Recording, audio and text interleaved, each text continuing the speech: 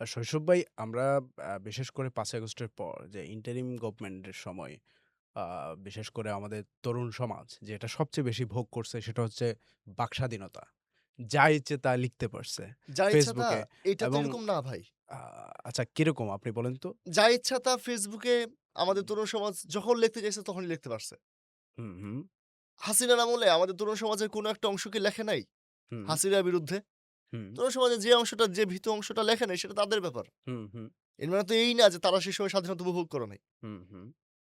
আমি তো লিখছি হাসিনার বিরুদ্ধে, কিন্তু গোমও তো হাসিনার আমলে। হইছে। গুমও তো গোমও তো হইছে। হইছে। গুমও তো হইছে। গুম জেল গুম গুম কি ইউনূসের সময় হয় নাই? ইউনূসের সময় তো গুম হইছে। যেমন? আমাদের কাছে ডাটা আছে, আমি আপনাকে দেখাইতে পারব। হুম, এই মুহূর্তে নাই। হুম, হুম, যেমন ধরেন মাহফুজ আলম ভাই হুম, একবার গত বছর রমজান মাসের আগে পরে হুম, ওই যে জগন্নাথের এক ছেলেকে সে ২৪ ঘন্টা নিখোঁজ রাখছিল। ২৪ ঘন্টার বেশি। হুম। মাহফুজ আলম ভাই? হ্যাঁ, মানে ওই যে আমাদের বোতল কান্ডার কথা মনে আছে? ইন্টারিম হ্যাঁ, সরকারের যিনি ইন্টারিমের যিনি উপদেষ্টা উপদেষ্টা ছিলেন ছিলেন, হ্যাঁ, মাহফুজ সাবেক আলম। উপদেষ্টা, হ্যাঁ। উনার উনি দিকে একটা ছেলে বোতল ছুঁড়ে মারছিল মনে আছে? হুম, হুম, হুম, হুম, এই যে বোতল। বোতল ছুঁড়ে মারার স্বাধীনতা খণ্ডন করা হইল। হুম, হুম, হুম, বোতলটা তো আমি বোতল মারলে কার মাথায় যায় লাগবে এটা তো আমি জানি না। এটা তো হুম, র‍্যান্ডম হুম, ঘটনা। হুম, হুম। সে ছেলেটা ২৪ ঘন্টার বেশি নিখোঁজ ছিল। আপনি জানেন বাসুসের মাহবুব মোর্শেদ সে গুমের নিউজ পর্যন্ত গুম করে ফেলছে। মানে ঘুমের নিউজ গুম করছে। হ্যাঁ, এই যে আচ্ছা, আমি এটা সকালবেলা ওই ওই প্রেস উইং এর একজন ছিল আজাদ। আচ্ছা। আজাদের একটা স্ট্যাটাসে দেখলাম যে সে হুম, নাকি গুমের নিউজ পর্যন্ত গুম করে ফেলছে। হুম, তো গুম হইছে না? ইউনূসের বিরুদ্ধে লেখার কারণে গুম হইছে কি হয় নাই এটা তো আমরা এখনই বলতে পারতেছি না। সামনে হুম, তদন্ত হইলে জানা যাবে।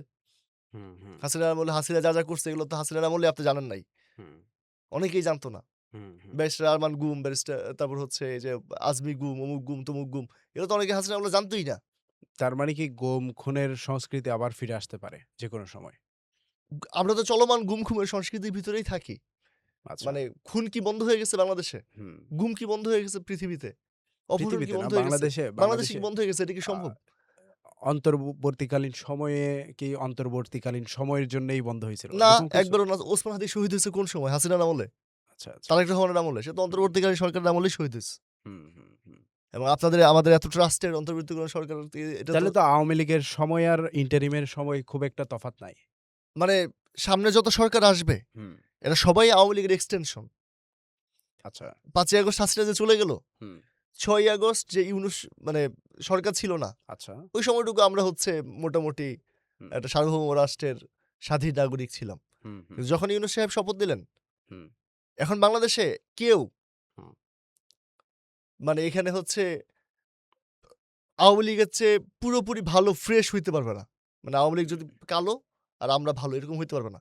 হুম, আমরা যেটা হইতে পারবো আমাদের সরকার প্রধান না আমাদের সরকারগুলা যা হইতে পারবে তারা ভালো আওয়ামী লীগ হইতে পারবে। হুম, ইউনূস সরকার হুম, সে ছিল হচ্ছে ওই যে খারাপ আওয়ামী লীগ ৫ই আগস্ট পর্যন্ত ক্ষমতায় ছিল। হুম, সে হুম। খারাপ আওয়ামী লীগের একটা ভালো ভার্সন। আচ্ছা, আচ্ছা। বেসিক্যালি বাংলাদেশে যারাই ক্ষমতায় আসবে তারাই আওয়ামী লীগ হুম, এবং এটার প্রতিযোগিতাটা হইল কে কার চেয়ে বেশি খারাপ বা ভালো হইতে পারে। হুম। আপনার কি এমন কখনো হইছে যে অন্তর্বর্তীকালীন সময়ে যে আপনি ইউনূসের বিরুদ্ধে কিছু একটা আমি লিখেছেন? ইউনূসের বিরুদ্ধে লিখব কেন? আ ইউনূস আমার সরকার। মানে আমি তাকে বসাইছি। আমি কেন তার বিরুদ্ধে লিখব? না আমরা তো দেখছি যে ইউনূসের বিরুদ্ধে না, ইউনূসকে সমালোচনা করে, তার হ্যাঁ, সরকারকে সমালোচনা হ্যাঁ, করে এরকম নানা লেখা ঝোঁকা কিন্তু ছেলেপেলেরা লিখেছে। হ্যাঁ, তো কখনো কি আপনার এখানে ফোন এসছে যে আ শৈশব তাড়াতাড়ি লেখাটা ডিলিট করো? হ্যাঁ, আসছে না? এরকম কি হইছে? একাধিকবার আসছে। কারা করেছে আপনি যদি বলেন? আমি তো নাম ডিসক্লোজ করব না। এটা তো ব্যক্তিগত সম্পর্কের ব্যাপার। আচ্ছা।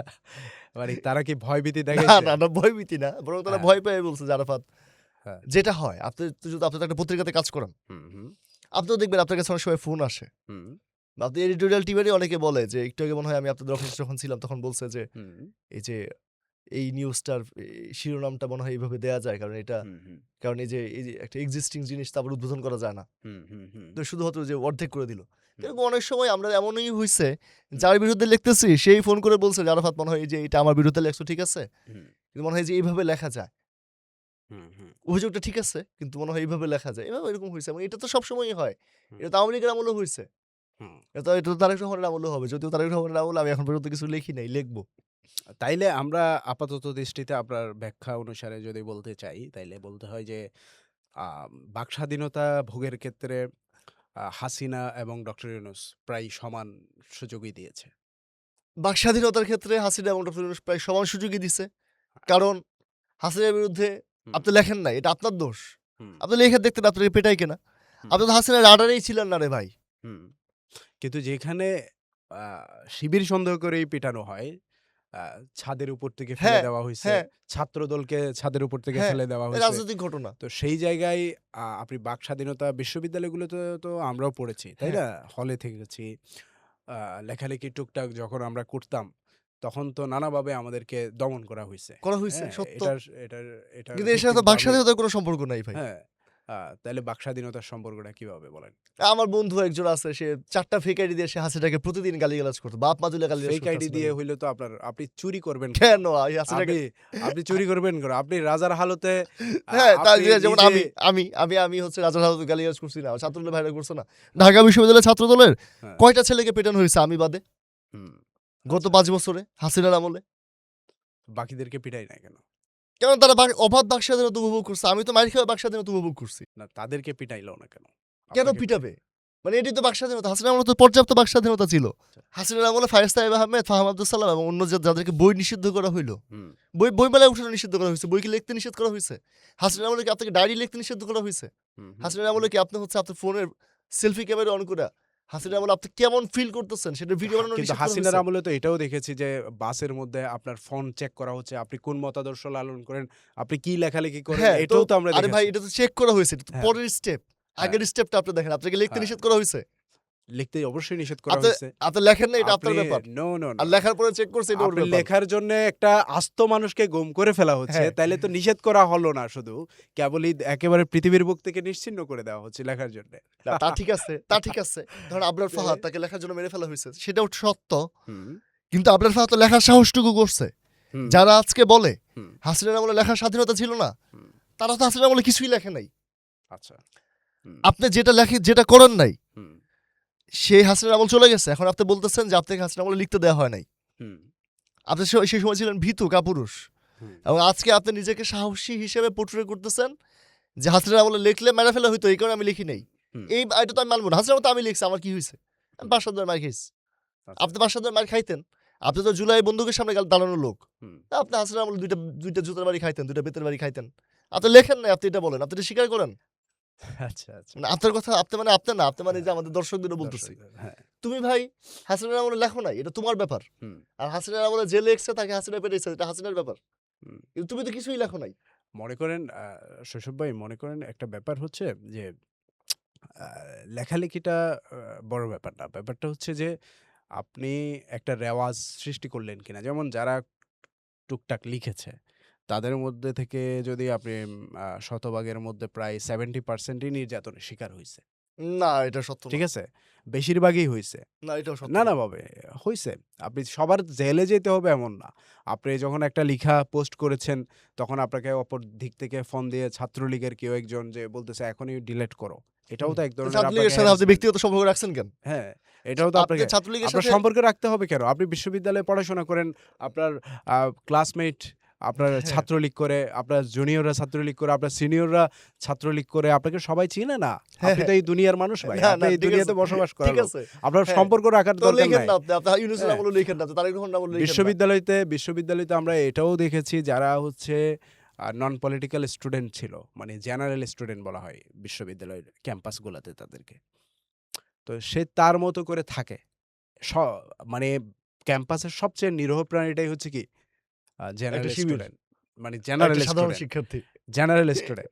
তো সে কি করছে না করছে হ্যাঁ, ওইটা তো আর আমার দেখার বিষয় না। না। যেহেতু সে স্বীকারই করছে আমি নন পলিটিক্যাল। হ্যাঁ। কিন্তু ওই ধরনের ছেলেদেরকেও পিটানো হইছে ফেসবুকে লেখার কারণে। না, ফেসবুকে লিখছে হ্যাঁ। কেন? তুমি নন পলিটিক্যাল, তুমি ফেসবুকে লিখতে গেছো কেন?